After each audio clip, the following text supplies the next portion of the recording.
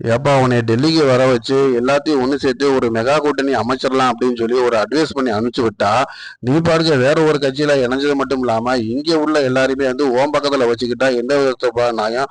அது மட்டும் இல்ல உங்க தலைவரே வந்து ஊழல் கட்சி அப்படின்னு சொல்லி அறிக்கை விட்டுக்கிட்டு இருக்காரு, இதெல்லாம் நியாயமா அப்படின்னு சொல்லி கேட்குறாங்க.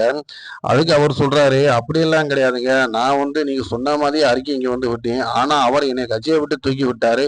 நான் என்ன பண்றது, வேற வழி இல்லாம நான் வந்து அங்க போய் சேர்ந்துட்டேன். அது மட்டும் இல்ல, நான் சொல்லும்போதே கேட்காம இப்ப வந்து எல்லாத்தையும் ஒண்ணு சேர்த்துட்டாரு. அதுக்கான காரணத்தை கேட்டா, நாங்க அண்ணன் தம்பிங்க அடிச்சுக்குருவோம், கூடிக்கிருவோம், எங்க பங்காளி சண்டைங்க அப்படின்ற மாதிரி சொல்றாரு.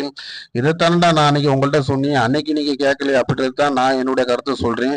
அதுக்கு வந்து பருத்தி மூட்டையை வந்து அது குடோன்லயே வச்சிருக்கலாம்ல, அதை எதுக்குடா இங்கிட்ட அங்கிட்டு சுத்திக்கிட்டு இருக்கீங்க அப்படின்னு தான் நான் சொன்னேன். என்னோட தப்பு எங்க இருக்கு, நீங்களே போய் உங்க கூட்டணி தலைவர்கிட்ட கேளுங்க அப்படின்ற மாதிரி அறிக்கை விட்டுருக்காரு. இது அவரோட மைண்ட் வயசா தான் இருக்கும்னு நான் நினைக்கிறேன். யாரா இருக்கும் நீங்க சொல்லுங்க கமெண்ட்ல. தொடர்ந்து நம்ம சேனலை பாருங்க, லைக் பண்ணுங்க, ஷேர்